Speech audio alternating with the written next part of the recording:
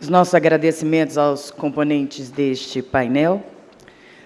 E já de imediato, devido ao adiantado da hora, teremos o painel Reprodução Humana Medicamente Assistida e as novas relações de família dela decorrentes. Para presidir os trabalhos, convido o coordenador da Câmara Técnica de Reprodução Assistida do CFM, Dr. José Irã da Silva Galo.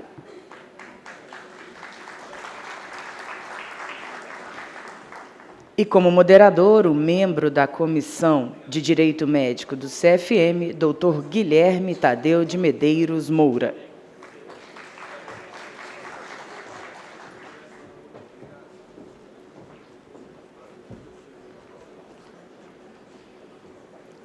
Com a condução dos trabalhos, o senhor presidente.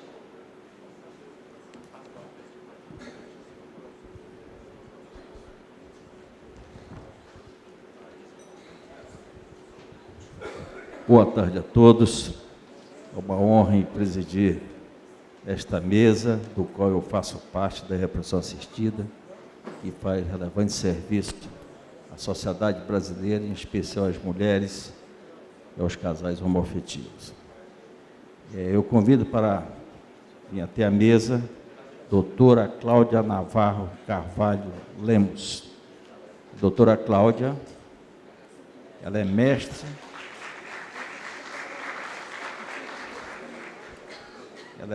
e doutora em Medicina pela UFMG, conselheira e primeira secretária do Conselho Regional de Medicina do Estado de Minas Gerais, coordenadora da Câmara Técnica de Reprodução Humana do CRM de Minas Gerais, membro da Câmara Técnica de Reprodução Assistida do Conselho Federal de Medicina, diretora clínica do Life Ser Medicina Reprodutiva. Este é o mínimo currículo da doutora Cláudia. Também chamaremos para compor esta mesa Dr. Paulo Galo de Sá.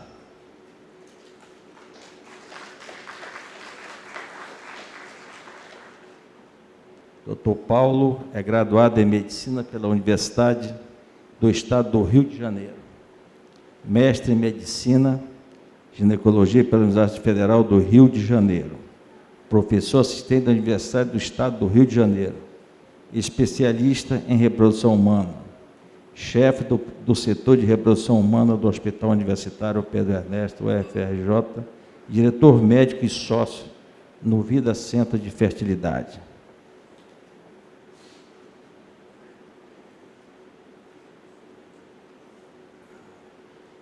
Bom, para que vocês entendam, a Câmara Técnica de Reprodução Assistida, ela reúne mensalmente.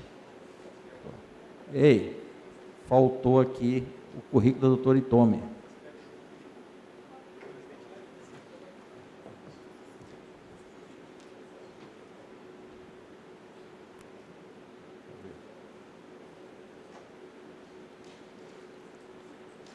Perdão, doutora Itome. A doutora Itome Miura Nagavava, presidente da Sociedade Brasileira de Reprodução Assistida, 2016-2019.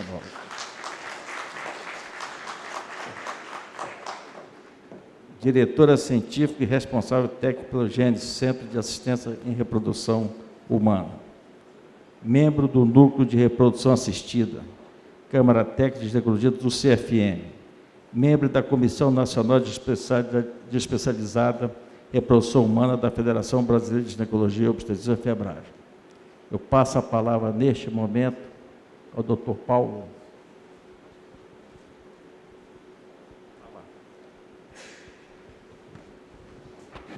Alô?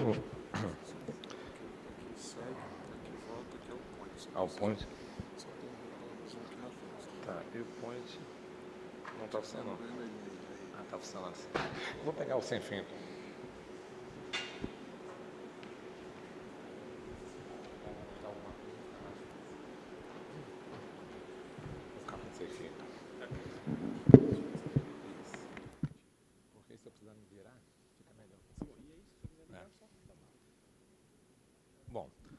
Boa tarde a todos. Gostaria de fazer um agradecimento à comissão organizadora pelo convite, pela oportunidade de estar aqui participando com vocês. não só em meu nome, como em nome da Sociedade Brasileira de Reprodução Humana, que eu tenho a honra de ser o primeiro vice-presidente, Sociedade Brasileira de Reprodução Assistida, que temos a nossa presidente aí, que eu sou membro também, e a nossa Federação Brasileira das Sociedades de Ginecologia. É muito importante a gente estar aqui discutindo sobre a medicina reprodutiva e o que essas técnicas trouxeram de avanço para promover as novas configurações familiares. Então, nós conversamos, eu e a Retome, e a gente resolveu dividir, para não ficarmos repetitivos. Eu vou falar um pouquinho sobre o que são as técnicas de reprodução assistida, quais são as indicações, para que elas foram criadas e o que elas podem beneficiar para a formação dessas novas famílias. A Cláudia Navarro vai falar sobre, a doutora Cláudia Navarro vai falar sobre as resoluções do Conselho Federal de Medicina e a doutora Retome vai exemplificar como essa resolução definiu essas novas configurações familiares. Então, antes de mais nada, a gente tem que entender o que é a medicina reprodutiva, para que ela serve, para que ela foi desenvolvida. Então, na verdade, a medicina reprodutiva, inicialmente, foi desenvolvida para auxiliar casais com infertilidade conjugal, com dificuldade de engravidar. Então, o que é um casal com infertilidade conjugal? Qual é a definição de infertilidade conjugal? Segundo a Federação Internacional de Ginecologia e Obstetrícia e a Organização Mundial de Saúde, infertilidade conjugal é a incapacidade de engravidar após 2 anos de relações sexuais regulares, pelo menos 2 a 3 vezes por semana, sem uso de nenhum método contraceptivo. A Sociedade Americana de Reprodução Assistida considera apenas 1 ano. Isso essas duas definições elas não se contrapõem. É porque, na verdade, ao final de 1 ano, cerca de 80% a 85% dos casais conseguem engravidar. Ao final de 2 anos, cerca de 90% dos casais conseguem engravidar. Então, a sociedade americana acredita que aguardar mais 1 ano antes de investigar, para ter apenas 5% de gravidez, não valeria a pena. Bom, e quando a gente avalia infertilidade, a gente vê, inclusive, que o nome, a definição que a gente bota de infertilidade conjugal, porque a gente sabe que nos fatores de infertilidade, cerca de 30% a 35%, nós encontramos problemas apenas no fator masculino. Em cerca de uns 30%, 35%, 40% apenas no fator feminino. Mas o que as pessoas não sabem, o leigo não sabe, é que em cerca de 30% a 35% dos casais nós encontramos problemas tanto no homem como na mulher. E muitas vezes são problemas de subfertilidade, diminuição da fertilidade de um e do outro, que juntos se tornam um grande problema. E temos um problema maior, é que 10% são classificados como ESCA, que é a esterilidade sem causa aparente. São casais que todos os exames são normais e a gente não consegue identificar a causa da infertilidade. Provavelmente porque a medicina ainda não conseguiu alcançar essas causas mais específicas. Bom, então o que são as técnicas de reprodução assistida? Na verdade, nada mais são do que uma ferramenta a mais que a medicina tem para ajudar no tratamento da infertilidade conjugal. Então, o tratamento da infertilidade conjugal, ele pode ser um tratamento clínico. O que seria um tratamento clínico? Uma paciente que está com uma disfunção hormonal, uma alteração hormonal, que a gente dá uma medicação para regularizar esses hormônios. Uma paciente que não ovula, nós damos indutores de ovulação. A paciente que tem um processo inflamatório, infeccioso, que nós tratamos com antibiótico anti-inflamatório. Temos os tratamentos cirúrgicos, por exemplo, endometriose, mioma, cirurgias para recanalização de trompas em pacientes que têm as trompas obstruídas. E naqueles casos em que o tratamento clínico e cirúrgico não deram resultado, nós vamos ter que lançar a mão das técnicas de reprodução assistida. Então, na verdade, a técnica de reprodução assistida é mais uma ferramenta que nós temos para auxiliar esse casal. E qual é a definição de técnica de reprodução assistida? É um conjunto de técnicas que visa facilitar o encontro dos gametas. E o que são os gametas? O gameta masculino é o espermatozoide e o gameta feminino é o óvulo. Então, essa técnica de reprodução assistida são essas técnicas que vão facilitar o encontro desses gametas. Esse encontro pode ocorrer dentro do organismo materno.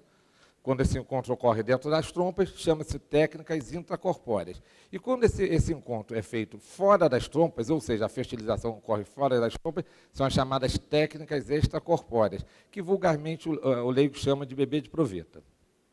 Bom, essa técnica de reprodução assistida pode ser classificada pelo grau de complexidade, que as mais usadas é o coito programado e a inseminação intrauterina, e as técnicas de alta complexidade, que são as técnicas de fertilização in vitro, tanto as técnicas de fertilização in vitro convencional como o ICSI.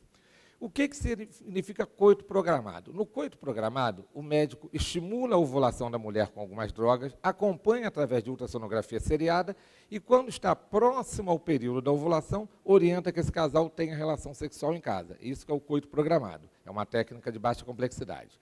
No caso da inseminação intrauterina, você faz um estímulo ovulatório igual ao do coito programado, usamos medicações, drogas para estimular a ovulação, mas no momento que está próximo à ovulação, o marido vai na clínica de reprodução, colhe o sêmen, esse sêmen vai para o laboratório para sofrer um processo de capacitação, que é um processo em que a gente concentra os espermatozoides de melhor qualidade e, através de um catéter, se injeta esse espermatozoide dentro da cavidade uterina para o espermatozoide encontrar o óvulo nas trompas e poder fertilizar. No caso das técnicas de baixa complexidade, é necessário um número mínimo de espermatozoides para que ocorra a fertilização, porque, ao contrário do que se pensa, não é o primeiro espermatozoide que chega na trompa, não é o mais bonito, não é o mais educado, não é o que chega com uma rosinha para oferecer para o óvulo que vai conseguir fertilizar. É um trabalho de equipe. É necessário que milhões de espermatozoides grudem no óvulo, liberem uma enzima chamada hialuronidase. Essa enzima vai modificar o potencial de ação da membrana do óvulo. Quando ocorre essa modificação, um espermatozoide consegue penetrar e a membrana se fecha novamente. Tá? Já as técnicas de alta complexidade são as chamadas fertilização in vitro. Então, até para ficar fácil de guardar, que é muito comum confundir, inseminação intrauterina, injeção de sêmen. Você pega os espermatozoides, leva para o laboratório, melhora, injeta dentro do útero.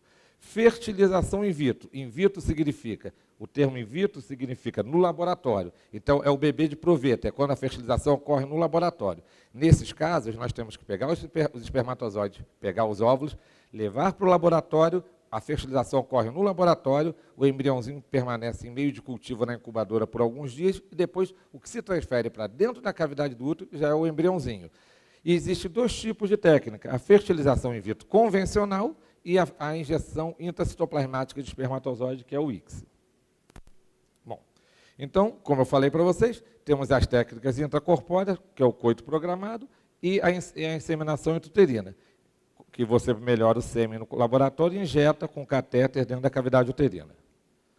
E temos a técnica de fertilização in vitro, que pode ser a fertilização in vitro tradicional e pode ser a injeção intracitoplasmática. Na fertilização in vitro convencional, que foi a do primeiro bebê de proveta, da Louise Brown, você estimula a ovulação, mas aí você usa uma quantidade de droga maior para você conseguir o maior número de óvulos possível.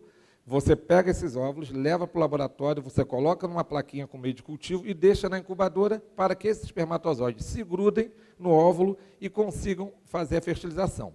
Para isso, você precisa de pelo menos 100 mil espermatozoides para cada óvulo. Então, por exemplo, se tiver 10 óvulos, você vai precisar de 1 milhão de espermatozoides de boa qualidade. Quando desenvolveu a fertilização in vitro, tinha homens que tinham uma quantidade de espermatozoides muito pequenas, ou então que a gente só conseguia espermatozoide com biópsia do testículo.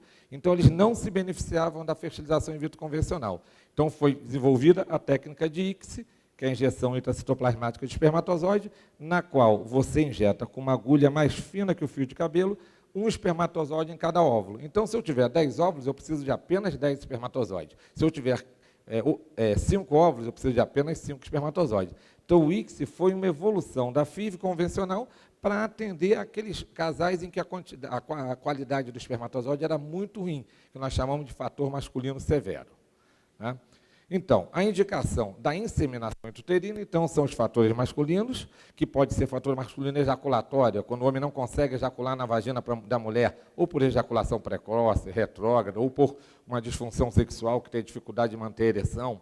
Fator masculino seminal leve a moderado. Então, o fator masculino seminal leve a moderado é aquele que, quando a gente leva o espermatozoide, o espermograma do marido não está muito bom, mas a gente consegue levar ele para o laboratório e, no laboratório, a gente consegue melhorar durante a capacitação de forma que tenha pelo menos 5 milhões de espermatozoides móveis por ml. Então, poderemos fazer a injeção do espermatozoide, a inseminação dentro da cavidade uterina. Temos também nos casos de sêmen armazenado ou de doador, que eu coloquei em vermelho, porque é a forma que é utilizada, por exemplo, pelos casais homoafetivos ou pelas mulheres que fazem produção independente. Temos o fator cervical, que é uma indicação quando tem algum problema no colo do útero, a mulher que amputou o colo do útero, por exemplo, por um câncer, e quando o casal já tentou o coito programado várias vezes e não conseguiu. Então, essas seriam as indicações na inseminação. As indicações da fertilização in vitro, a principal é o fator tubário. Se você tem obstrução tubária, só vai haver uma forma de fertilizar, levando o espermatozoide e o óvulo para o laboratório. As pacientes com endometriose também têm dificuldade em engravidar com as técnicas de baixa complexidade, e sempre que você utilizou as técnicas de baixa complexidade e não conseguiu, você poderia passar para a FIV. E o ICSI, que não deixa de ser uma FIV, você vai usar naqueles casos, como eu falei, de fator masculino severo, em que o número de espermatozoides é muito baixo, não sendo suficiente para efetuar a FIV convencional. Então, nesses casos também que o espermatozoide é obtido através de punção ou biópsia, o número de espermatozoides vai ser muito baixo, e em casos raros que tem falha da FIV tradicional. São casais que a gente sabe que 6,7% dos casais, quando faz FIV convencional, mesmo com o número de espermatozoides dentro do esperado, você pode ter falha de fertilização, ou seja, no dia seguinte nenhum óvulo foi fertilizado. Então, essas são as indicações das técnicas, para vocês entenderem um pouquinho o que são essas técnicas.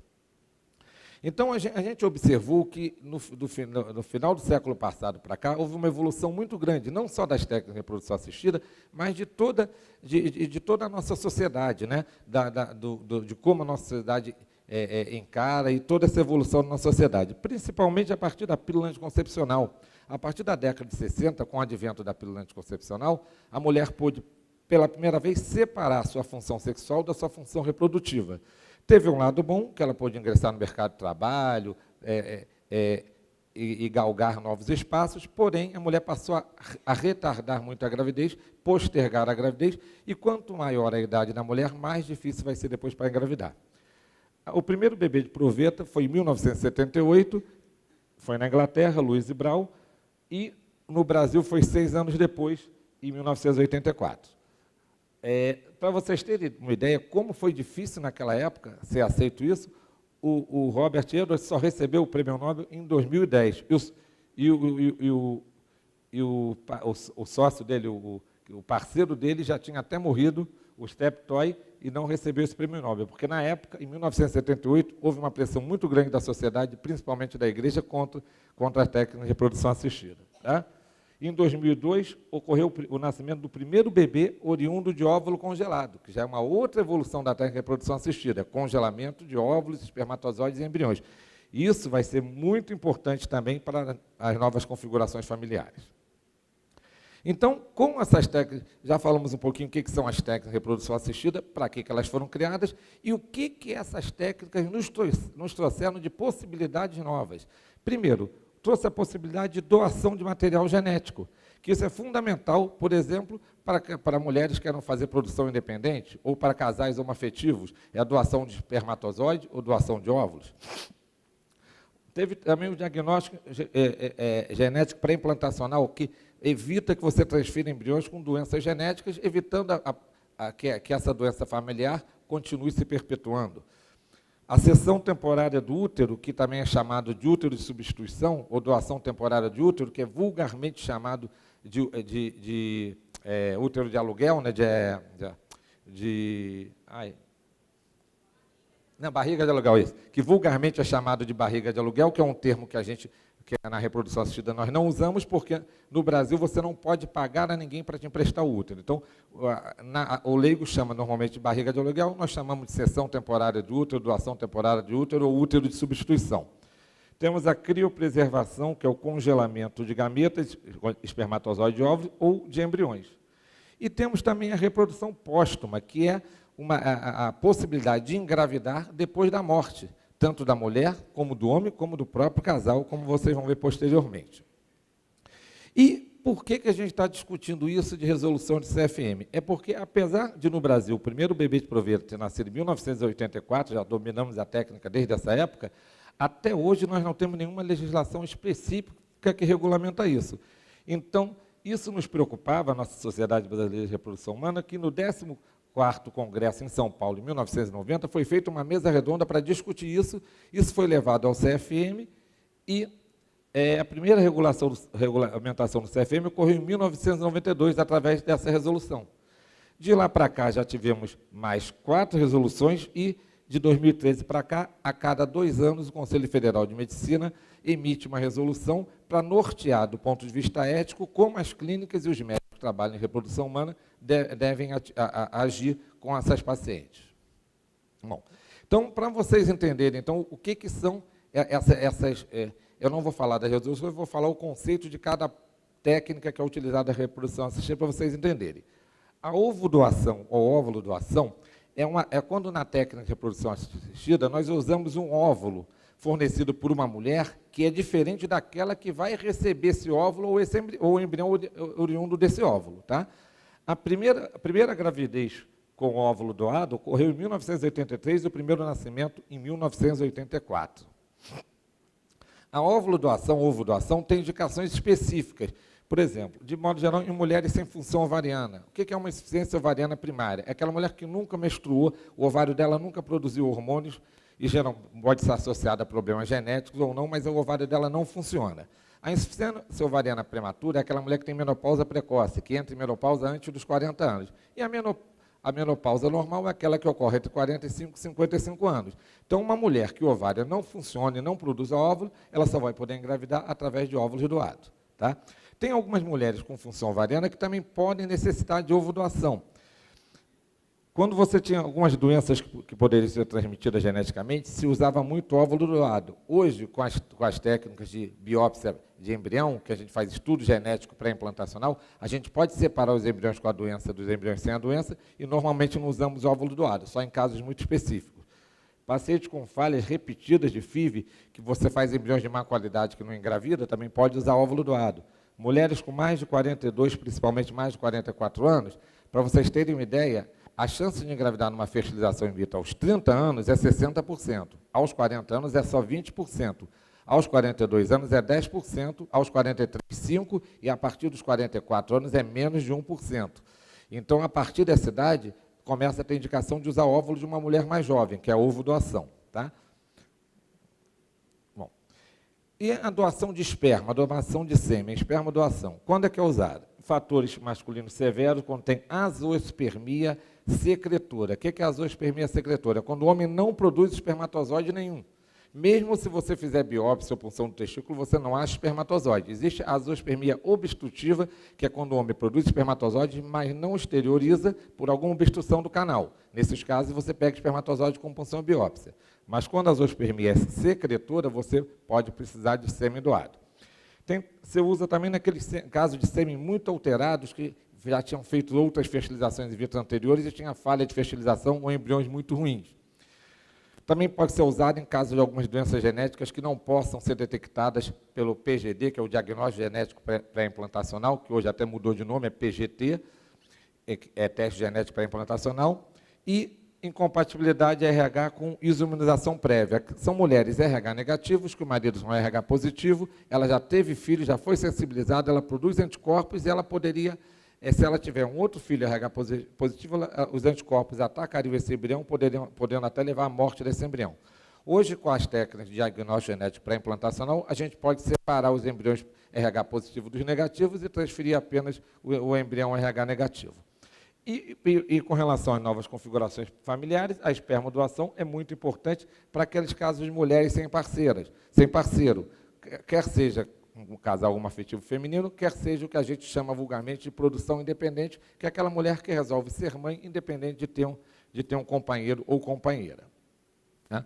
O útero de substituição, que é o vulgarmente chamado de barriga de aluguel, é quando você, na reprodução assistida, você usa uma outra mulher para gestar os embriões cujos gametas foram obtidos de um outro casal. Tá? O primeiro caso de sucesso foi em 1985. Quando é que você tem indicação de usar útero de substituição? A mais comum é a genesia do útero, a ausência do útero. Se chama síndrome de Rokitansky. Tem mulheres que nascem sem o útero. Tá? Pode ser também, ela pode ter perdido o útero por uma cirurgia, por radioterapia, o útero ter ficado incompatível com uma gestação. Também tem as mulheres que têm útero, mas o útero tem defeitos, algumas anomalias congênitas ou adquiridas por cirurgia que impedem que a gravidez cresça nesse útero. Tá? E também pode ser indicada em caso de mulheres que tenham doenças clínicas que levem a um risco muito elevado na gestação, cardiopatia, nefropatia, mulheres que uma gestação pode botar a vida delas em riscos, elas também podem se aproveitar do útero de substituição. E casos mais raros de mulheres que tiveram várias FIVs, com embriões bons, até com gametas doados, e que eles não conseguem implantar no útero dela, ela pode tentar, no útero de substituição, ver se o problema é na receptividade uterina. Tá? Então, conhecendo quais são as técnicas e como é que elas funcionam, a gente sabe que, na ausência de legislação, as normas éticas que norteiam o uso dessas técnicas no Brasil seguem as resoluções do Conselho Federal de Medicina, a primeira de 1992 e a última agora de 2017. Né? A gente sabe que ética é um conjunto de normas que regulamentam o comportamento de um grupo de pessoas. A ética não é uma imposição legal, é uma norma de conduta e pode dar base para que leis sejam criadas com a finalidade de regulamentar adequadamente esses processos. Né? Então, para a gente resumir, as técnicas de reprodução assistida permitiu a formação de novas configurações familiares. Que configurações seriam essas? A Retome depois vai falar mais detalhadamente sobre algumas delas. O que é a produção independente? Pode ser produção independente feminina ou masculina, mulher ou homem que resolvem ter filho, independente de ter parceiro ou não. No caso da produção independente feminina, a mulher vai se usar de um banco de sêmen para fazer uma inseminação ou uma fertilização in vitro. No caso do homem, ele vai ter que usar um óvulo doado com um útero de substituição. Nos casos de casais homoafetivos, no caso feminino, elas podem usar um banco de sêmen para fazer uma inseminação ou fertilização in vitro e também pode usar a chamada gestação compartilhada ou roupa, que é a recepção de óvulo de parceira. É quando duas mulheres, uma entra com óvulo, usa o sêmen doado e coloca o embrião no útero da outra parceira. Tá? E temos também a reprodução pós-mortem. A reprodução pós-mortem feminina é quando a mulher morre e o viúvo pode utilizar os óvulos criopreservados ou os embriões criopreservados usando o útero de substituição. Temos a reprodução pós-morte masculina, em que a viúva pode utilizar o sêmen criopreservado ou os embriões do casal criopreservado no seu próprio útero. E temos ainda a reprodução pós-morte do casal, que desde que tenha sido regulamentado, antes autorizado em vida, a família poderia utilizar esses embriões criopreservados desse casal, se o casal morreu, num útero de substituição, desde que respeite as resoluções que a Cláudia Navarro vai falar.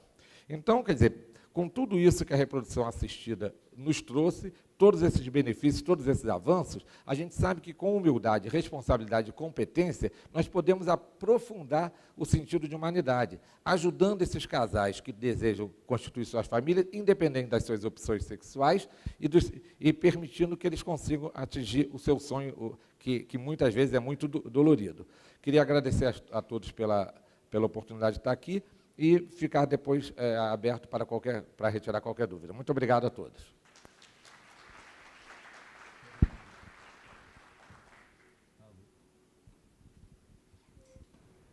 Muito obrigado, doutor Paulo. Agora passa a palavra para a doutora Cláudia Navarro. Boa tarde a todos. Eu gostaria de agradecer o convite para estar com vocês essa tarde e parabenizar o Conselho Federal de Medicina pela escolha do tema. Eu acho que, entre os temas de interface entre direito e medicina, talvez a reprodução assistida seja dos mais polêmicos e que nós podemos mais discutir, que promova mais discussões entre o direito e a medicina. Bom, como colocado anteriormente, muito bem colocado pelo professor Nelson, a legislação ela vai regulamentar tudo aquilo que nós fazemos, que o cidadão pode fazer no país. E o Conselho Federal de Medicina, através de suas resoluções, através do Código de Ética Médica, ele vai fazer recomendações, ele vai normatizar os profissionais médicos daquilo que deve ou não deve ser feito na medicina. E como o professor Paulo colocou, com relação à reprodução assistida, nós ainda não temos nenhuma legislação no país. Então, muitas vezes, mesmo o direito, o judiciário, ele se utiliza das resoluções e do Código de Ética Médica para nortear as suas decisões no assunto de reprodução assistida. Essa foto ela é muito clássica, né, Paulo, quando nasceu a Louise Brown, a nossa primeira bebê de proveta, na Inglaterra. E aqui é o aniversário dela esse ano, em julho, quando nós estamos comemorando os 40 anos da primeira criança gerada por fertilização in vitro. Foi muito comemorado, há uns 2 meses atrás. E 40 anos depois do nascimento da Louise Brown, nós já temos mais de 8 milhões de bebês que nasceram pelas técnicas de reprodução assistida.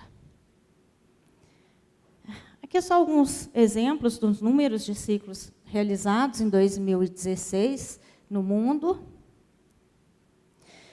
Esse gráfico ele vai nos mostrar número de ciclos realizados na América Latina e número de centros, só para vocês terem uma noção.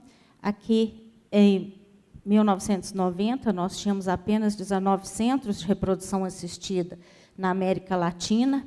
Em 2013, esse número já estava em 158, então é um crescimento bem grande, quase que exponencial, não só no número de ciclos, mas também no número de serviços em reprodução assistida. E os dados da Anvisa nos mostram que, de 2011 a 2017, houve um crescimento de quase 170% no número de ciclos de fertilização in vitro no país. E aqui nós vamos ver um aumento na quantidade de ciclos de reprodução assistida. E é interessante nós vermos que, apesar desse aumento muito grande desde 2011, nós tivemos uma queda importante em 2016. Por quê? Pela epidemia de Zika. Então, todos nós que trabalhamos em reprodução assistida, até mesmo eu que trabalho num serviço público, onde as pacientes ficam 4, 5 anos esperando para conseguirem fazer um ciclo, no início de 2000, final de 2015, início de 2016, essas pacientes chegavam na vez delas, elas se recusavam a fazer a fertilização com medo da epidemia de Zika. Aqui é o nosso relatório do CISEMBRIO, que é o nosso órgão nacional, digamos assim, onde todas as clínicas são obrigadas a fazer os seus registros dos ciclos realizados, sejam as clínicas públicas ou privadas. E agora, falando com relação ao Código de Ética Médica, o que nós temos? Bom, o Código de Ética Médica de 1965 foi o primeiro a fazer qualquer citação em relação à reprodução assistida. E ele colocava em seu artigo 53 que a inseminação artificial heteróloga não é permitida. Quer dizer, não se podia fazer inseminação artificial utilizando o sêmen que não fosse do marido. E que a homóloga, utilizando o sêmen do marido, poderia ser realizada com o consentimento expresso dos cônjuges. O Código Brasileiro de Deontologia, de 1984, não citava absolutamente nada sobre reprodução assistida. Já o Código de 1988, ele abordava melhor o assunto, vedando o médico de praticar fecundação artificial sem o acordo dos cônjuges. E o Código de Ética Médica, publicado em 2009, que entrou em vigor em 2010, ele já nos fala mais, ele já é mais detalhista com relação à reprodução assistida. Os principais temas são que você tem que cumprir a legislação específica nos casos de transplante de órgão, né, e de fecundação artificial, apesar de nós ainda não termos passado 10 anos, 8 anos da publicação desse código, do código estar em vigor, nós ainda não temos essa legislação em relação à fecundação artificial. Ele já fala que, no caso de procriação medicamente assistida, nós não devemos conduzir sistematicamente ocorrência de embriões supranumerários, quer dizer, a clínica ela deve sempre tentar fazer só o número de embriões que serão transferidos para o útero casal, daquela mulher, veda, né, que o médico deve não deve utilizar a procriação medicamente assistida para criar seres humanos geneticamente modificados, para evitar a eugenia, obviamente, criar embriões para investigação, então, não usar embriões para pesquisa humana que sejam criados para fim de pesquisa, não criar embriões com finalidade de escolha de sexo, eugenia ou para originar quimeras. Quando que a escolha de sexo é permitida? Quando existe uma doença que seja ligada ao sexo. Nesse caso, você pode fazer uma técnica de reprodução assistida, você pode fazer o estudo genético dos embriões, selecionar os embriões de determinado sexo que não irão ser portadores daquela doença e transferir só os do outro sexo, quer dizer, os que não serão os portadores da doença. E, como todos os médicos conhecem, existe o artigo 18, em que se coloca que é vedado ao médico desobedecer os acórdãos e resoluções do Conselho Federal de Medicina, ou Regional de Medicina. Baseado nesse artigo, então, todos nós médicos devemos obedecer todas as resoluções do Conselho. Quer dizer, a desobediência a uma resolução do Conselho quer dizer que nós estamos desobedecendo o próprio Código de Ética Médica.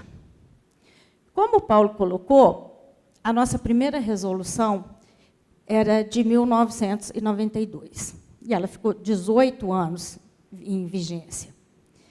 Para a gente ver como que a evolução da própria tecnologia, a evolução da sociedade, ela estava ocorrendo de maneira mais lenta. Mas não só a evolução tecnológica, mas até mesmo a evolução das maneiras em que os novos casais são formados, a evolução do pensamento da sociedade tem sido tão rápida que a resolução que ficou em vigor por 18 anos foi substituída por uma que ficou em vigor por apenas 3 anos, e agora, de 2 em 2 anos, essa resolução tem sido revista. Em novembro do ano passado, foi publicada a resolução 2168, e nós, da Câmara Técnica, já estamos com vários questionamentos, e provavelmente, ano que vem, já deve ter uma nova resolução. E quais que seriam os pontos básicos da resolução 2168? Com relação aos seus princípios fundamentais. A questão da idade máxima das candidatas à reprodução assistida. Durante um tempo, nós colocamos um limite de 50 anos para as técnicas de reprodução assistida. Esse limite foi muito questionado. Inclusive, nós recebemos algumas ordens judiciais para pacientes de 51, 52, 53 anos poderem fazer a técnica de reprodução assistida. Então, isso foi muito discutido há 2 anos atrás, e nós resolvemos retirar esse limite. Não foi bem retirar, nós colocamos que o limite é de 50 anos, mas que serão aceitas exceções, desde que o médico que vai fazer o procedimento se responsabilize e que aquela paciente esteja em condições de saúde para uma possível gravidez saudável. Essas regras já estipulam que pessoas solteiras, tanto os homens quanto mulheres, e os casais homoafetivos possam recorrer ao tratamento.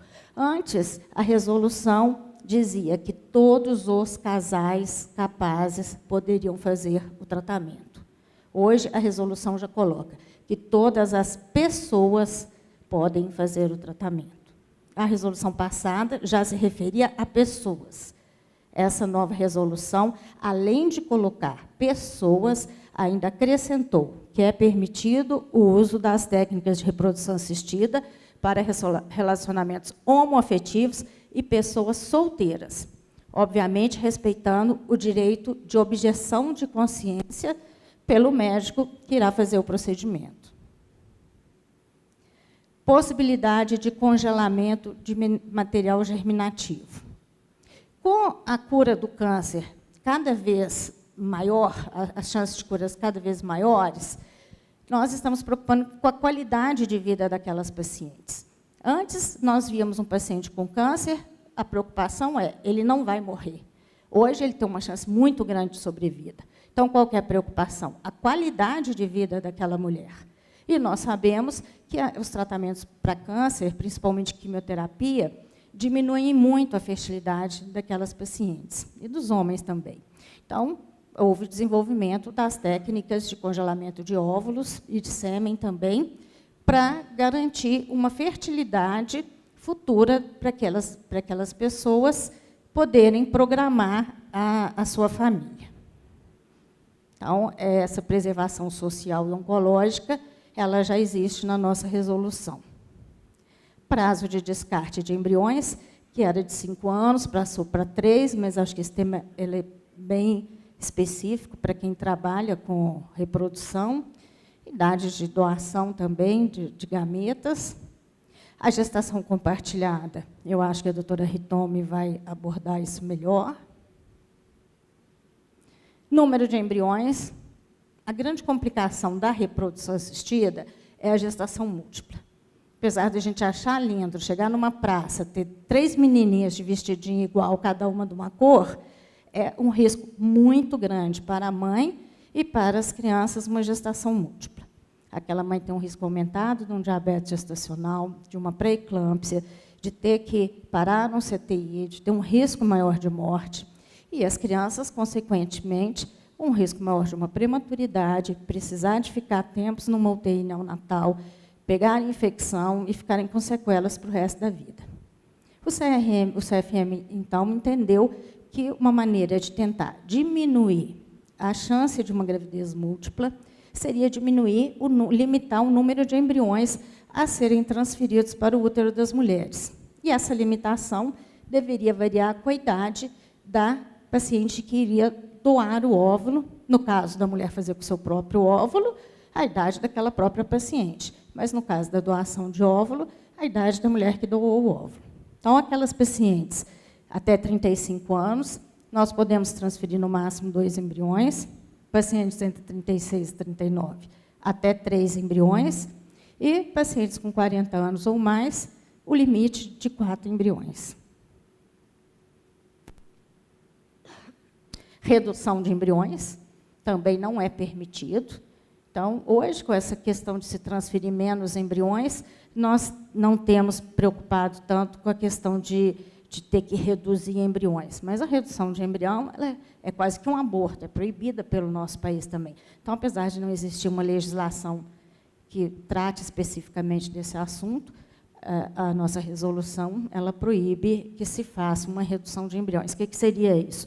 Um caso de uma gravidez com 3 ou 4 embriões que estivessem desenvolvendo bem, numa tentativa de diminuir o número de embriões, você faria um ultrassom e sacrificaria 1 ou 2 embriões para que a gravidez se desenvolvesse com apenas 1 embrião ou 2 embriões.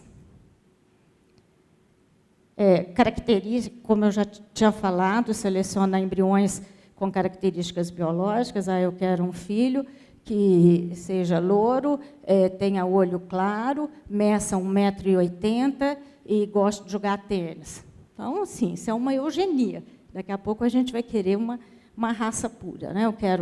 Eu já quero um moreno que tem a tendência a querer fazer direito e vai se dar muito bem na vida. Então, nós não podemos tentar selecionar os embriões, a não ser, como eu falei, no caso das doenças ligadas ao sexo. A doutora Hitomi vai falar bem também com relação aos casais homoafetivos ou com relação às famílias monoparentais. Aí teria uma opção um pouquinho maior de escolher o doador. Mas sempre lembrando que a doação de gametas ela é anônima. Eu não sei se alguém aqui assiste ou tem noção da novela das 9, mas a novela das 9 da Globo ela está mostrando claramente o problema de se usar um óvulo de uma pessoa, um gameta de uma pessoa conhecida, para se fazer, por exemplo, num casal homoafetivo, onde uma personagem doou o sêmen para uma amiga, para um casal de amigas homoafetivos, e assim, não entra na cabeça de ninguém que ele é só o doador do sêmen, que ele não é o pai da criança. Então, esse é o principal motivo que a doação de gametas deve ser anônima.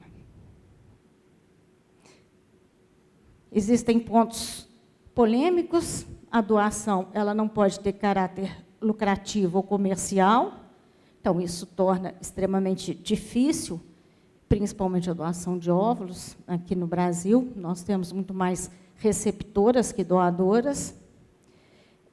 O principal argumento seria que isso vai contra as leis, se nós pensarmos na lei da doação de órgãos e tecidos, que dispõe, né, que fala no seu artigo 15, que comprar ou vender tecidos, órgãos ou partes do corpo levaria uma pena de reclusão de 3 a 8 anos e uma multa de 200 a 600 dias, que é uma multa de 200 a 600 por dia. Mas alguns médicos questionam, será que um óvulo ou um espermatozoide é um tecido? Não, é uma parte do corpo. Então, será que ele entraria nessa lei? Então, existe um questionamento sobre o comércio de gametas. Doação de gametas e embriões, a doutora Ritome vai falar melhor. Essa questão da identidade. Nós não permitimos, pela resolução, que os doadores se identifiquem, mas nós já temos algumas questões jurídicas que essa doadora seja, por exemplo, uma irmã. Nós já recebemos alguns questionamentos, algumas sentenças jurídicas falando que a clínica faça o tratamento utilizando o óvulo da irmã da paciente que vai necessitar daquele óvulo. E existem alguns questionamentos. Não seria um direito constitucional daquela criança saber a origem dela? Não seria pelo Estatuto da Criança e do Adolescente? Ele não teria direito a saber quem é o seu pai?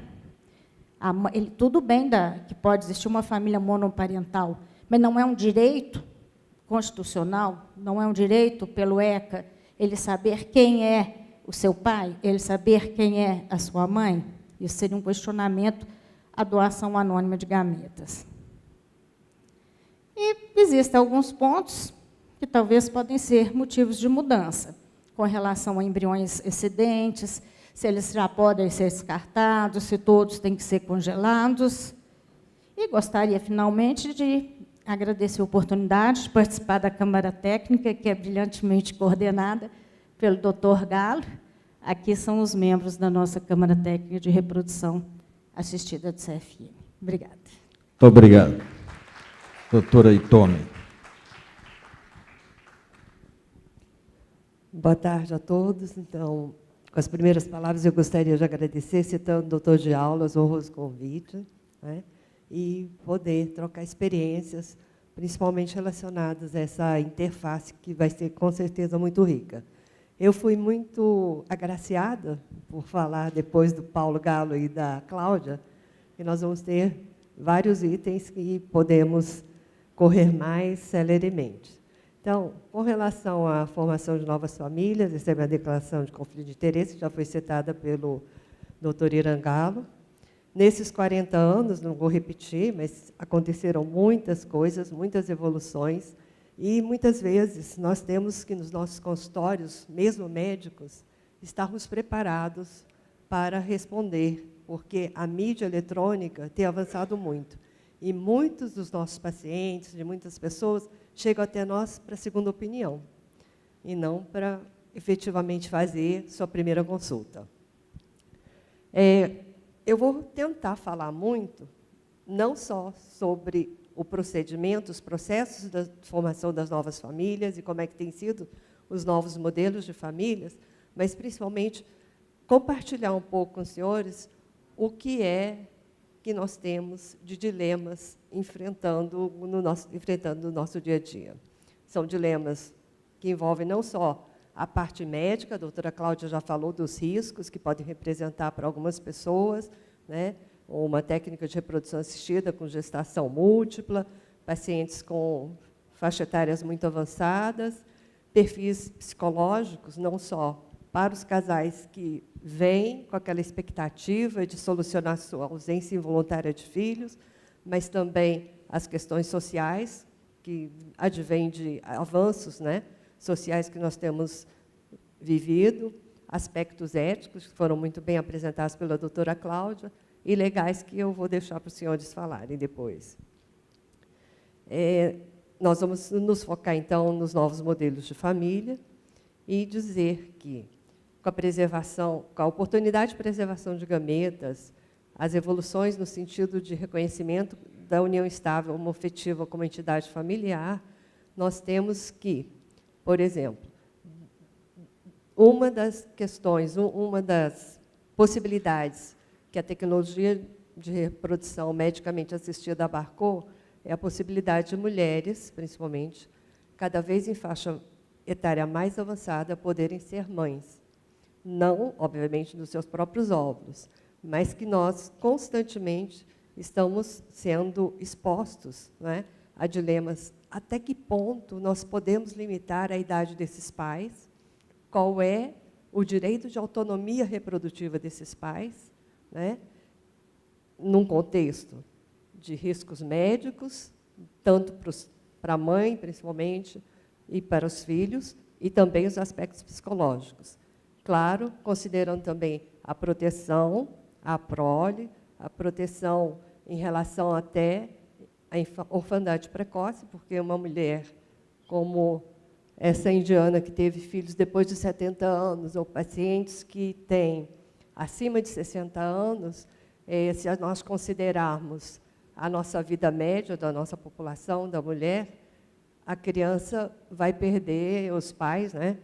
Ou tem o risco de perder os pais, as mães adolescentes. Então, qual é o impacto que nós estamos gerando para essas futuras gerações e também o impacto na sociedade?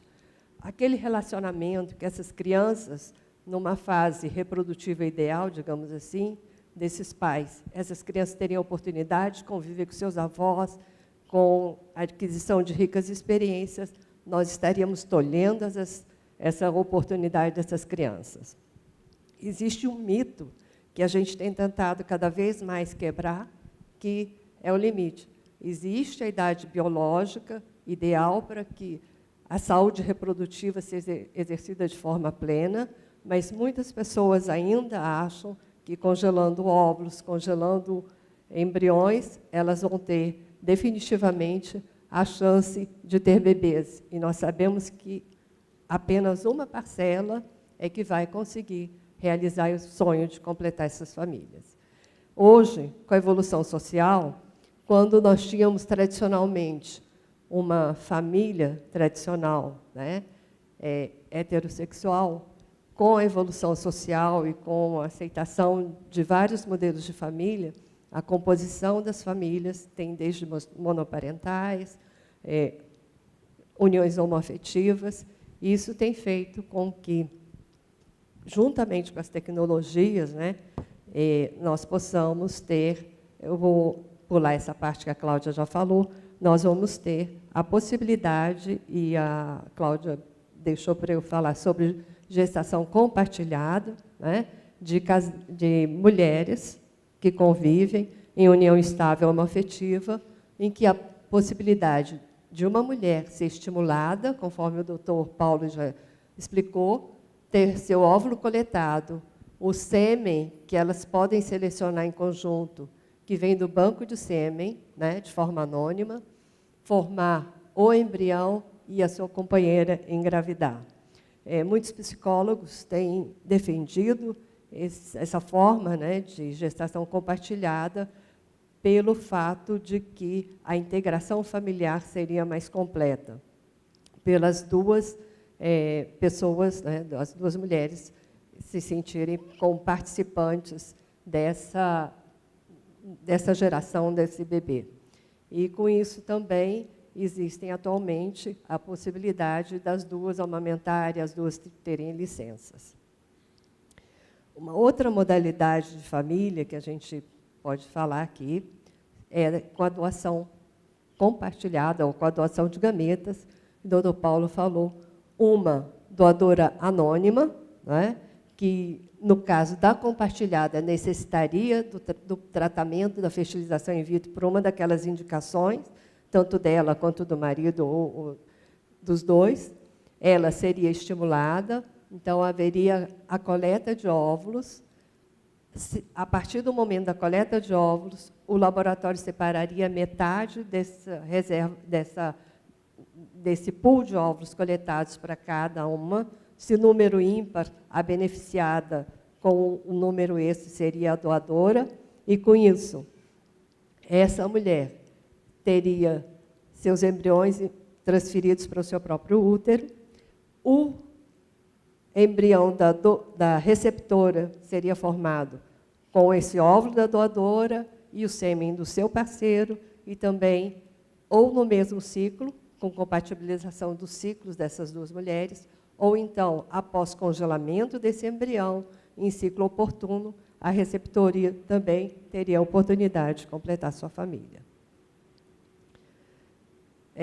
Por motivos biológicos, né, a doadora teria um limite de idade de 35 anos, por causa da qualidade dos óvulos, e com isso, não só a quantidade também, mas também redução dos riscos de anomalias cromossômicas que esse óvulo poderia carregar em fases mais avançadas.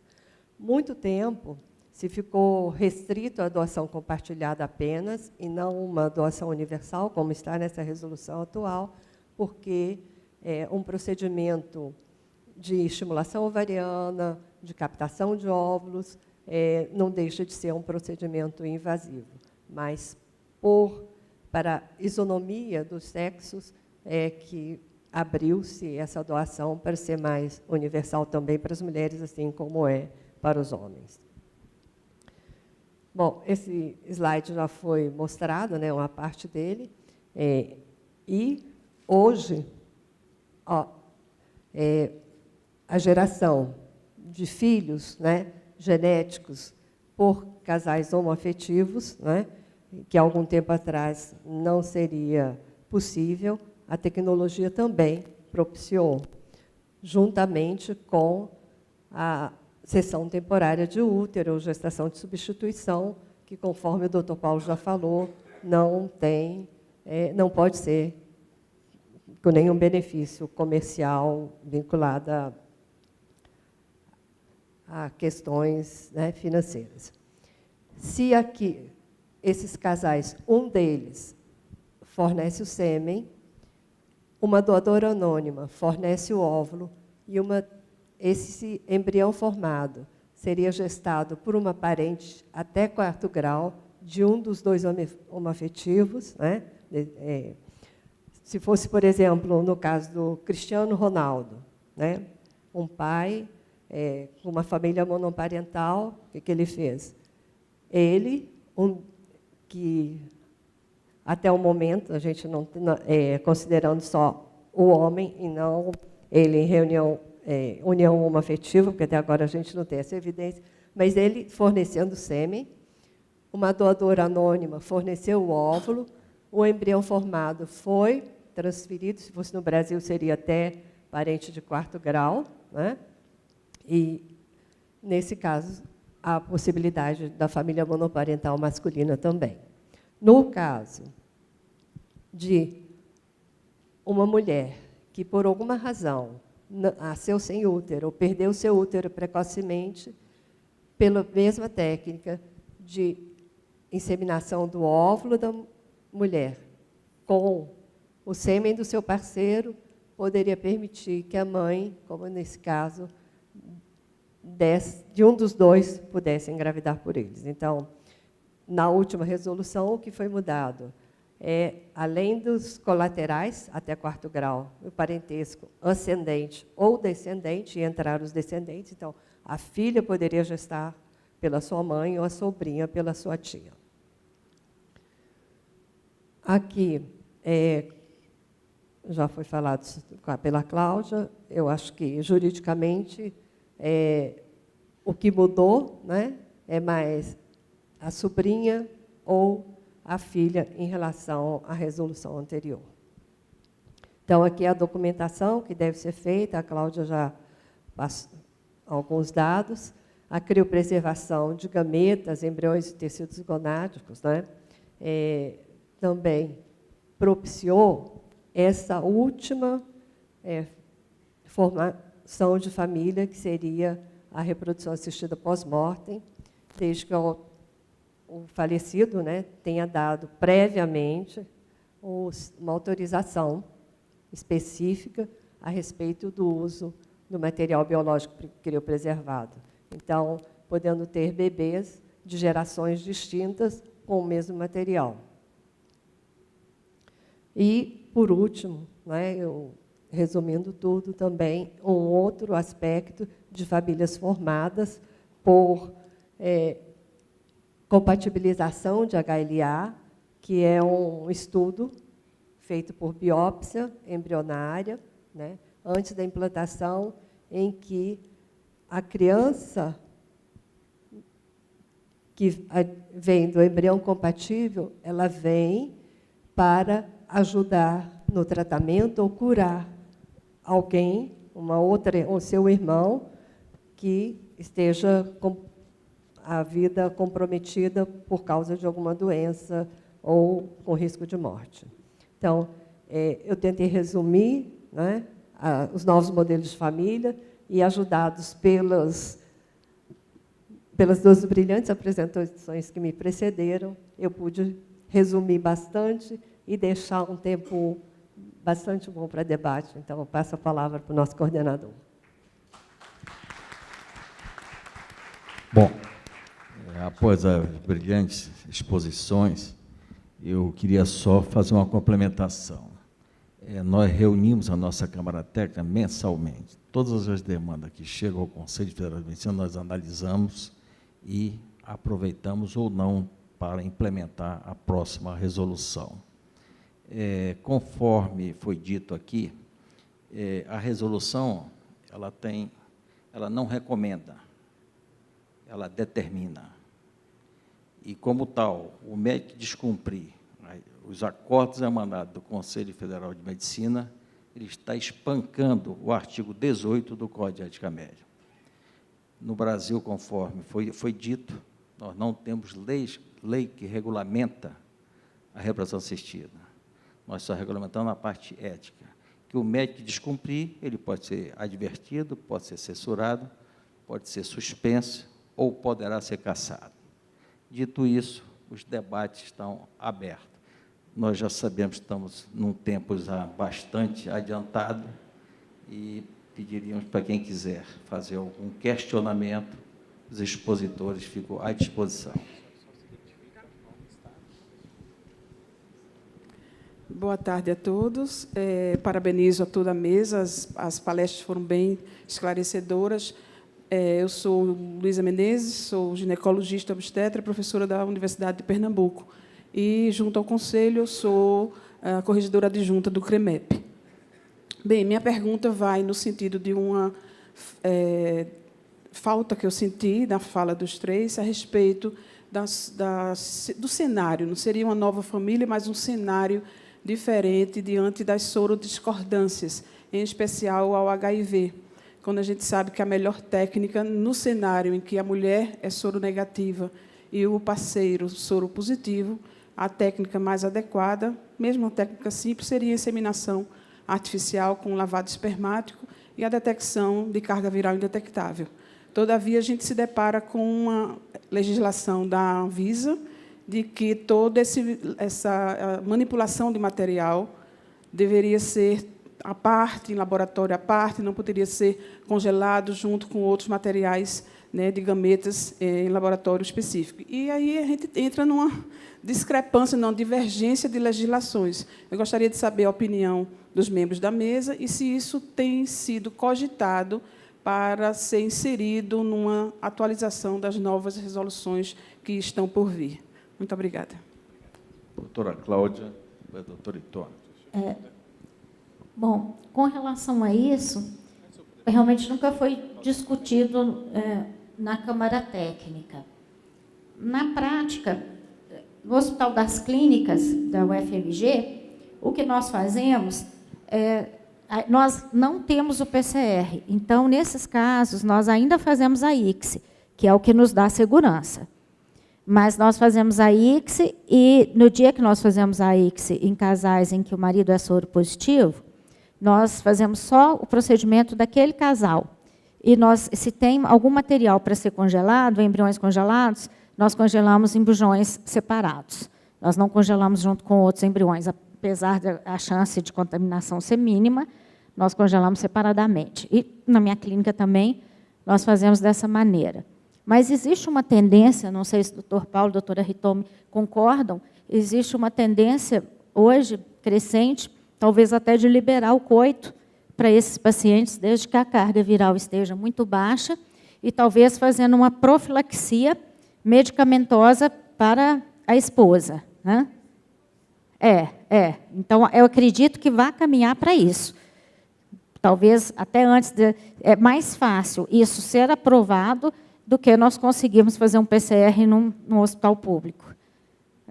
E com relação aos casais soro-discordantes, mas em que a mulher é soro-positiva, nós fazemos a inseminação.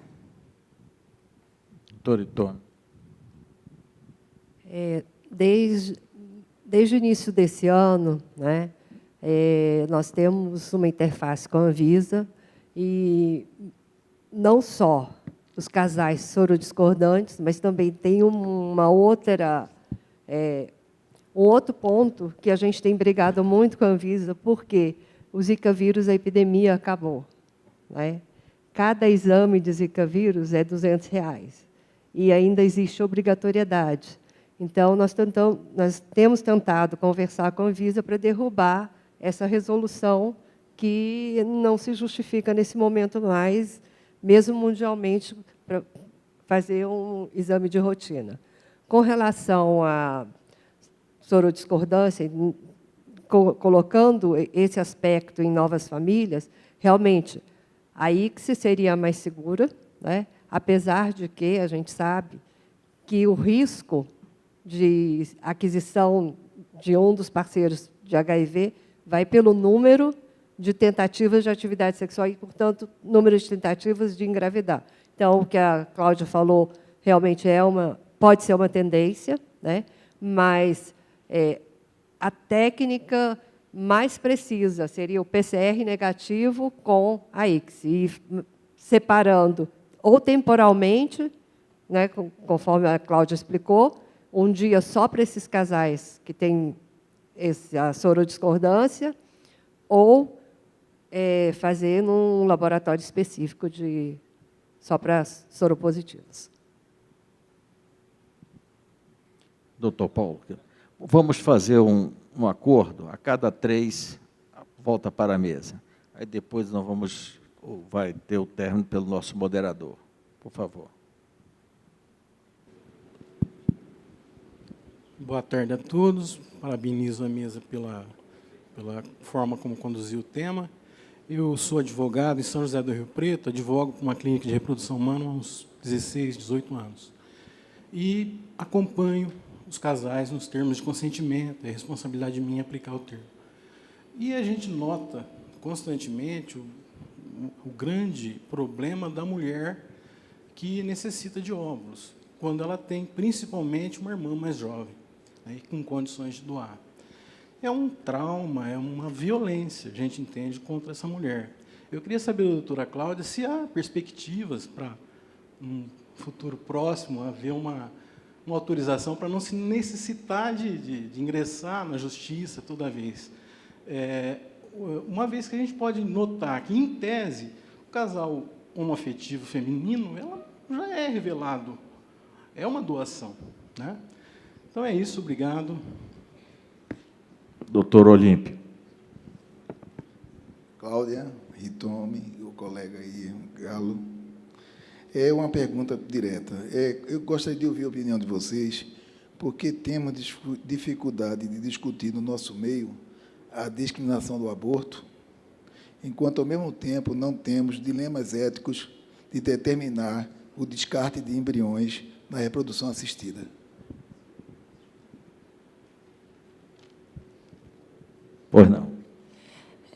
Meu nome é Luciana Dadalto, sou advogada de Belo Horizonte.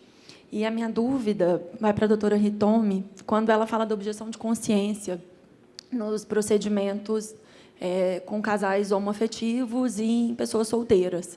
Eu fiquei com um pouco de dúvida numa possibilidade de argumentação de que isso é discriminação, porque o médico pode se utilizar da objeção de consciência para um casal hétero?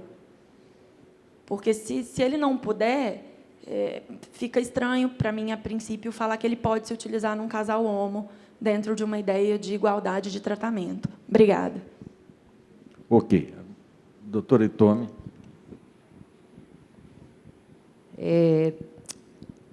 Olímpio, respondendo sua pergunta, embrião é considerado uma forma distinta, claro. No começo do mês, aqui, nós tivemos uma palestra do ex-ministro Carlos Aires Brito, né, que participou e era o presidente, né, do Supremo Tribunal Federal, na época da aprovação da Lei de Biossegurança. E ele mesmo define que, sem dúvida nenhuma, o embrião tem todo o direito ao respeito, mas não é uma pessoa com direitos civis, não, é diferente de pós-implantação. Então, pós-implantação ou pós-nidação, ele faz essa distinção, o embrião como sendo uma possibilidade de vida, e não uma vida, digamos assim, em andamento, que seria o aborto. Com relação... vida intrauterina. Com relação, respondendo a doutora Luciana, nós tivemos, no mês de junho, se eu não me engano, e eu, doutora Adelino, que é da rede latino-americana, e o doutor Irangalo, fomos designados pelo presidente do Conselho Federal de Medicina, o doutor Vidal, para conversarmos com uma procuradora a respeito exatamente sobre esse tópico de objeção de consciência. E, na próxima revisão de 2019, será objeção de consciência, ou vai cair tudo, não vai, mas vai ser para casais heterossexuais, para casais homossexuais, ou para todos os novos modelos de família, pessoas solteiras. Não ficará só naquele parágrafo, seria englobado tudo. Ok? Posso falar? Bom, com relação, só continuando, a questão da objeção de consciência, eu não sei se, eu realmente não estou lembrando se ela fala especificamente na questão do homoafetivo, né? Porque, se for, realmente, eu acho que tem que ser repensado mesmo, porque a objeção de consciência, ela é uma coisa que é permitida ao médico, sem nenhuma dúvida, até pegando a questão do aborto, que o Olímpio falou, quando mesmo naquele aborto que é permitido por lei, o médico ele pode ter, por objeção de consciência, ele pode se negar a fazer aquele aborto, se tiver outra pessoa, se não for um caso de vida ou morte, se não for uma urgência e emergência. A objeção de consciência é uma questão muito clara que o médico pode, sim, deixar de fazer um procedimento, não só por uma questão de ser ou não um homoafetivo, de ser ou não uma pessoa que, não pelo que é o paciente, mas pela maneira em que ele encara aquele procedimento. Então, é um direito do médico ter a objeção de consciência, mas eu acredito que, se está relacionado só a isso, tem que ser revisto, sim. Com relação à ovodoação no casal homoafetivo feminino, ela não é considerada uma ovodoação, porque o gameta pertence ao casal. Então, não é considerado ovodoação. É o gameta do casal. Eles não estão doando, uma não está doando para a outra, está sendo usado para aquele casal. A criança vai ser filha das duas. E, como eu coloquei, é um debate muito grande, eu até citei a questão da novela, do anonimato, o que pode causar quando você se conhece, quando você conhece a identidade do doador. E é um tema muito questionado mesmo, acredito que vai ter que ser revisto. E, com relação ao aborto, minha posição é a mesma da Hitomi. Paulo. Passa para o Paulo. Obrigado. Esses temas são realmente todos muito polêmicos, e como não existe uma lei que define isso, a gente acaba seguindo a regulamentação do CFM. Quando a gente fala de reprodução assistida, a gente sabe que, em média, juntando todas as idades, 30% a 35% só dos casais que fazem fertilização in vitro engravidam. Quer dizer, de cada 10 casais que fazem fertilização in vitro, 3 a 4 vão engravidar. Então, o embrião, a princípio, não é visto ainda como uma vida, é como uma possibilidade de vida. Eu, particularmente, eu não fico nem um pouco à vontade com descarte de embrião, mas é uma opção que é do casal. O casal é que descarta o embrião. Agora, isso é uma coisa para ser discutida mais amplamente na sociedade, e parece que no próximo passo vai ser a discussão do aborto, por mais que a gente evite, por mais que se retarde, mais cedo ou mais tarde isso vai ter que ser discutido e definido em relação ao aborto também. Agora, a objeção de consciência, o que é importante, não deve nem pode ser específico de casal homoafetivo. Isso é um direito de qualquer médico. Se eu, por exemplo, for católico, eu posso ter objeção de consciência até de fazer fertilização in vitro, se for católico fervoroso, e eu sou católico praticante, mas eu discordo da Igreja Católica nessa situação, eu poderia ter objeção de consciência de fazer fertilização in vitro até em casal heterossexual, porque, pela Igreja Católica, ela condena até a coleta do sêmen por masturbação e tudo mais. Então, eu também não posso obrigar um médico a fazer um procedimento que a consciência dele vá contra. Eu não posso obrigar ninguém a ser liberal, não posso obrigar ninguém a ser de direita e ninguém a ser de esquerda. As pessoas têm que ter o pensamento que querem. O que eu acredito que no serviço público ou no serviço particular, se um médico tiver objeção de consciência para tratar um casal heterossexual ou homoafetivo, tanto faz, o que ele tem que encaminhar para um outro médico que possa fazer esse tratamento, como vai ser no dia que o aborto for autorizado. No dia que o aborto for liberado, se chegar no serviço público para a pessoa fazer um aborto e eu tiver objeção de consciência de fazer o aborto, eu não vou me negar, eu vou encaminhar para um colega que não tenha. O serviço público, o Estado vai ter que oferecer uma outra possibilidade, mas obrigar um outro colega, um colega específico a fazer, a gente não tem como obrigar. Ok.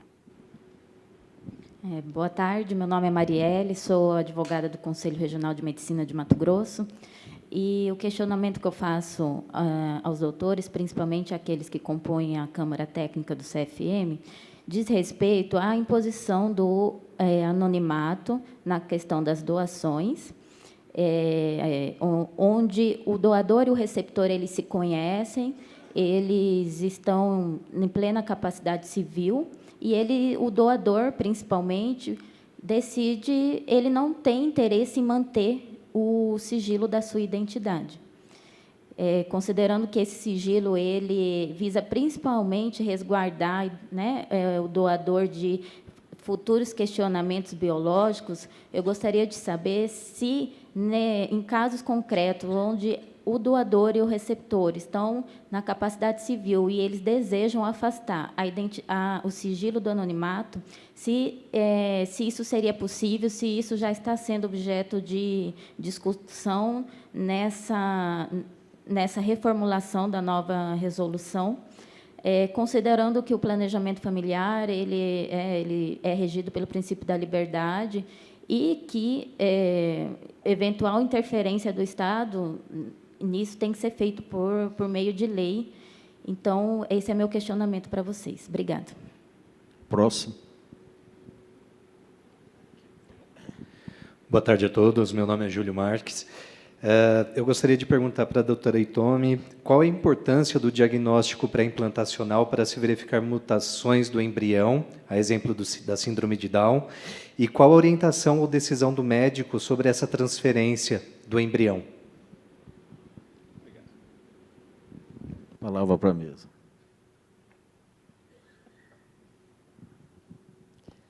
Bom, doutor Júlio, com relação ao que nós chamamos de PGTA, ou biópsia embrionária para avaliação de aneuploidias, existe no mundo ainda um debate extremamente controverso.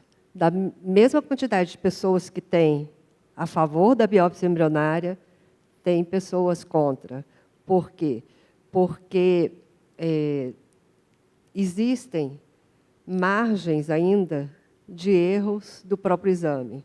Nós, hoje, sabemos, tenho cariótipo 46XX, 100%. Mas, quando você vai fazer da população, uma parcela significativa tem 2% de células anormais, 3%. É um indivíduo totalmente normal, tem filhos e nunca vai descobrir se não fizer essa investigação. Então, um dos questionamentos grandes que se faz é isso. Por quê? Quando se faz a biópsia, nós temos 2 partes embrionárias, que é feita em torno do 5º, 6º ou 7º dia de evolução embrionária, que a gente chama blastocisto, que tem uma parte que é a massa celular interna, que vai virar um embrião. E o restante, que seria o invólucro, que vai ser saco gestacional, né, placenta. Dessa parte é que são retiradas 4 ou 8 células e mandadas para o laboratório. Nem sempre essas células elas representam o que é o embrião. Então, devido a essa margem de erro, existem, no mundo inteiro, dúvidas a respeito de indicação precisa ou não.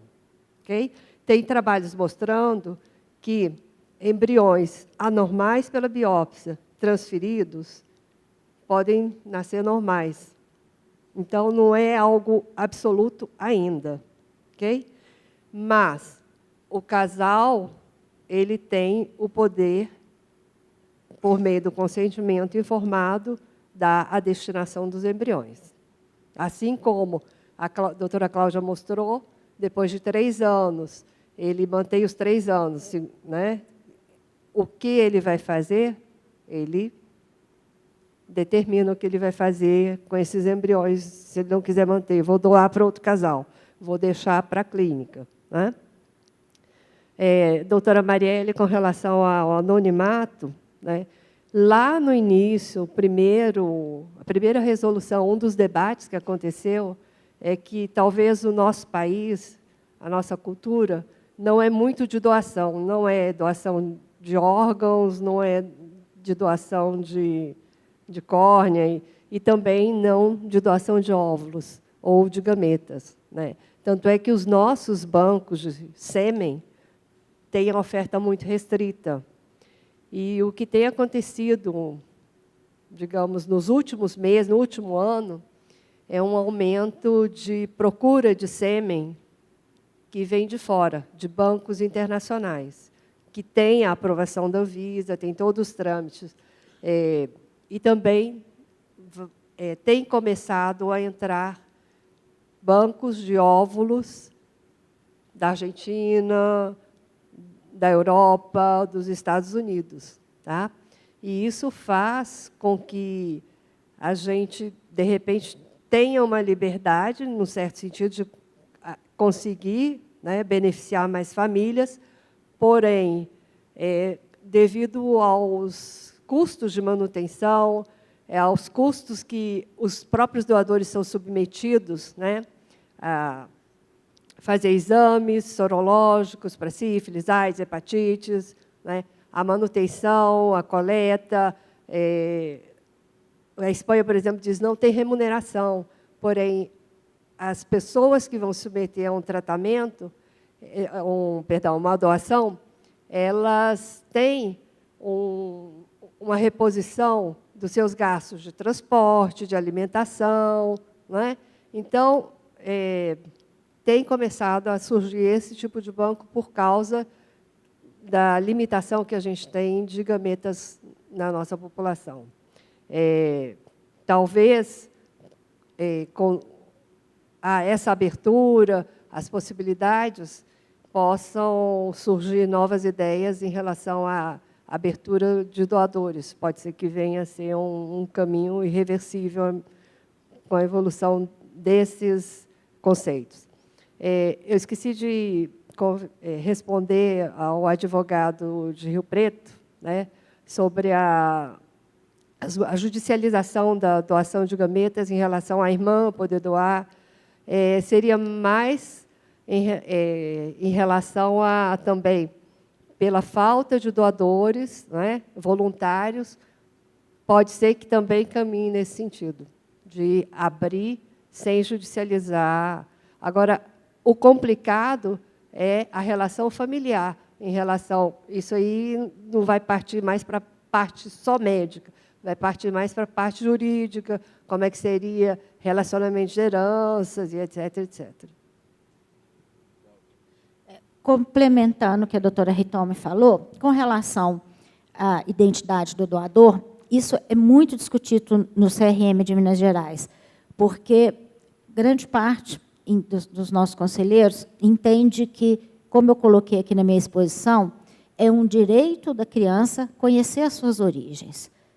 Pela própria Constituição, pelo próprio ECA, Estatuto da Criança e Adolescente, a criança tem o direito de saber as suas origens. Então, não poderia haver anonimato. Mas, como a doutora Hitomi colocou, a questão do anonimato surgiu no início das nossas discussões, quando ainda não existia essa questão, essa possibilidade de doar óvulos, ainda era quase que um sonho, se falava em doação de sêmen, e a possibilidade de você saber para quem você estava doando o sêmen, você saber que você doaria o sêmen, que a mulher que engravidasse um dia poderia te procurar e falar, olha, esse aqui é seu filho, isso fazia todos os homens fugirem do banco de sêmen.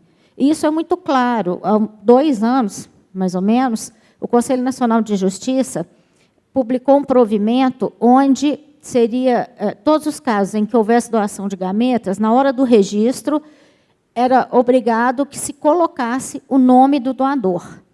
A partir daí, não diria todos, em Belo Horizonte foram todos, mas quase todo o Brasil, todos os bancos de sêmen fecharam, porque ninguém quis mais doar, sabendo que ele poderia ser reconhecido no futuro como possível pai.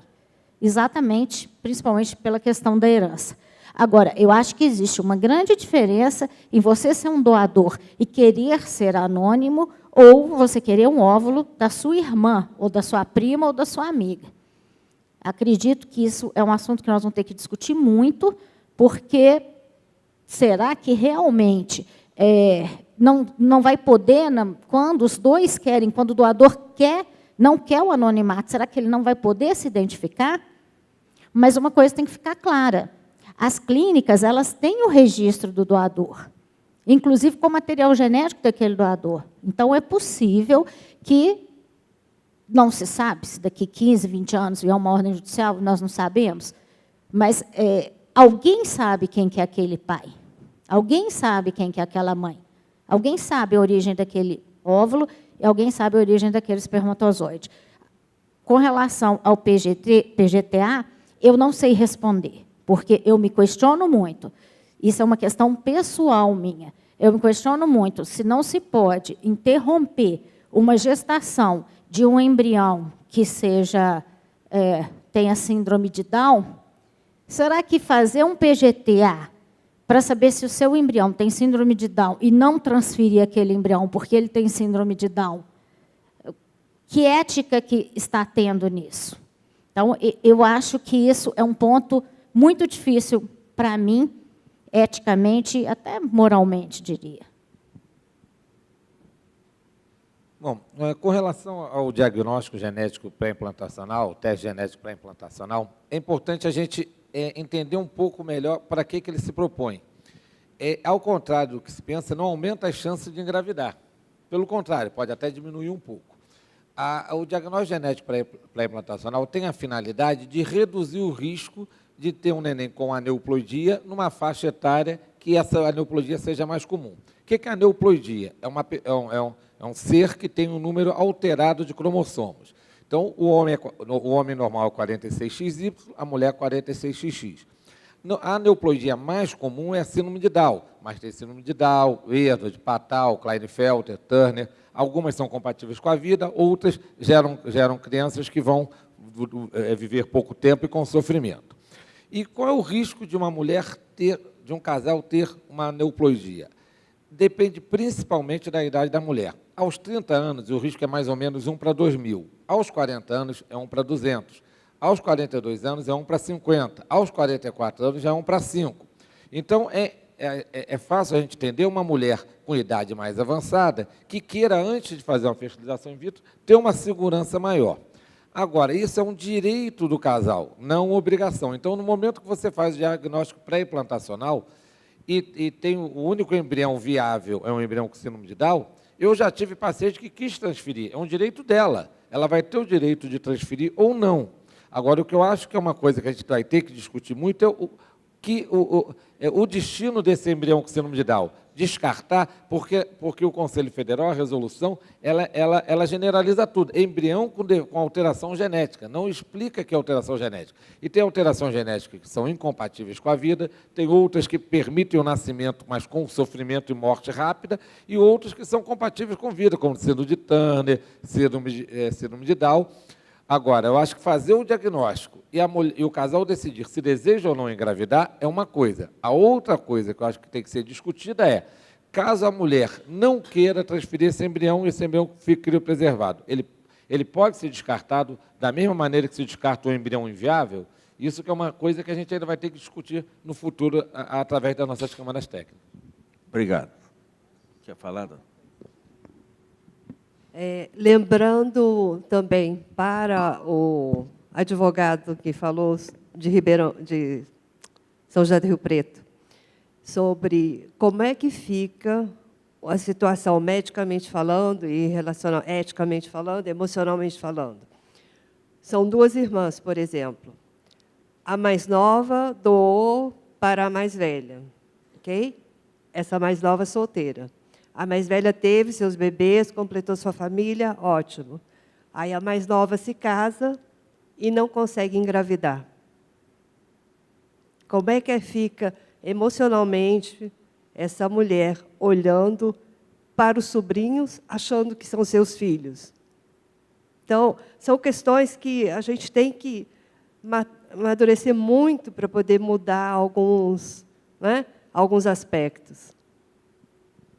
Doutor Guilherme, por favor, desculpa. Vamos ser breve aqui em razão do adiantado Fique da hora. tranquilo, só tem um tempo necessário. Queria agradecer ao doutor de aulas e parabenizar pela organização do evento, todos os demais participantes, e exaltar o papel do CFM na regulamentação desse tema, que é tão importante do ponto de vista humanístico, porque dá dignidade a famílias que, enfim, naturalmente não teriam condições de ter filhos e, por meio de procedimentos médicos e a evolução da medicina, conseguem ter uma vida feliz, uma família. Dentro desse papel do CFM, é importante também exaltar o trabalho contínuo que vem sendo realizado, né? As reuniões mensais, o trabalho todo de evoluir a regulamentação, conversar com as autoridades, enfim. E, nesse contexto, tive algumas dúvidas, algumas reflexões, e eu separei uma pergunta para fazer aos especialistas, que é a seguinte. A resolução 2168 de 2017, ela indica que, em caso de cessão temporária de útero, a cedente deve pertencer à família de um dos parceiros em parentesco consanguíneo até o 4º grau. E aí, considerando que o ordenamento jurídico prevê e protege outras formas de parentesco, como, por exemplo, parentesco afetivo ou parentesco adotivo, a minha dúvida foi se, do ponto de vista médico, existe alguma razão para que a resolução, a regulamentação limite a utilização desse procedimento, ou seja, que limite a utilização do útero, a cessão de útero, apenas para parentes consanguíneos. Doutor. Essa questão seria para que o parente consanguíneo não, entre aspas, suma com a criança, porque a ligação é muito forte. Então, quando você faz com parente consanguíneo, a princípio, você, primeiro, de uma certa maneira, você estaria inibindo um pouco o comércio do que se você fizesse com alguém que não seja parente consanguíneo. E, quando você faz com parente consanguíneo, você tem certeza que você vai ter uma relação durante toda aquela gravidez. Não corre o risco de você fazer com uma pessoa que você não tem tanto conhecimento e aquela pessoa vai viajar para o exterior sumir com o seu filho. Então, seria para permitir uma ligação. E a resolução é clara que que exceções a esses casos podem ser autorizadas pelo Conselho. Então, uma das coisas mais frequentes, pelo menos no CRM de Minas, são exatamente esses casos, porque é muito comum a família não ter, o casal não ter um parente até 4º grau que possa ser a doadora temporária de útero.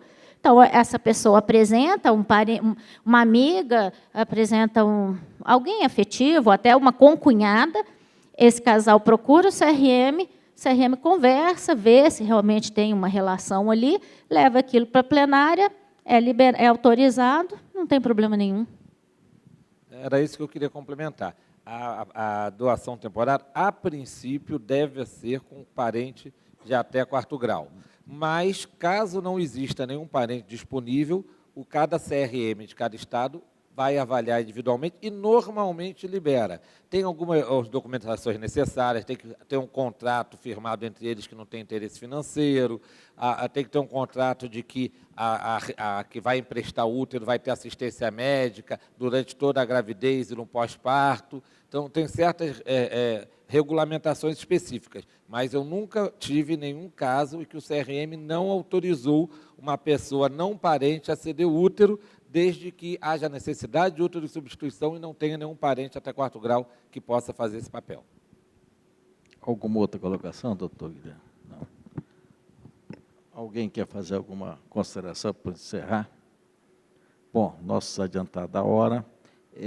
Quem quiser contribuir para a nossa nova reformulação da nossa resolução, pode se dirigir ao site do Conselho Federal de Medicina, que serão muito bem recebidas as suas colocações, as suas contribuições.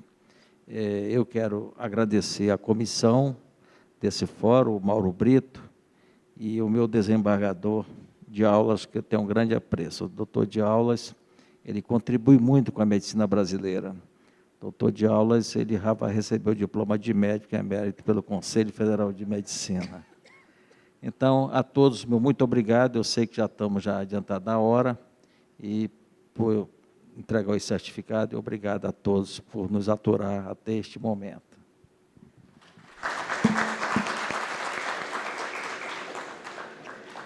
Bem, senhoras e senhores, assim encerramos nosso primeiro dia do 8º Congresso, lembrando a todos que amanhã iniciaremos as atividades às 9 horas com a conferência A Legalização da Eutanásia na Colômbia.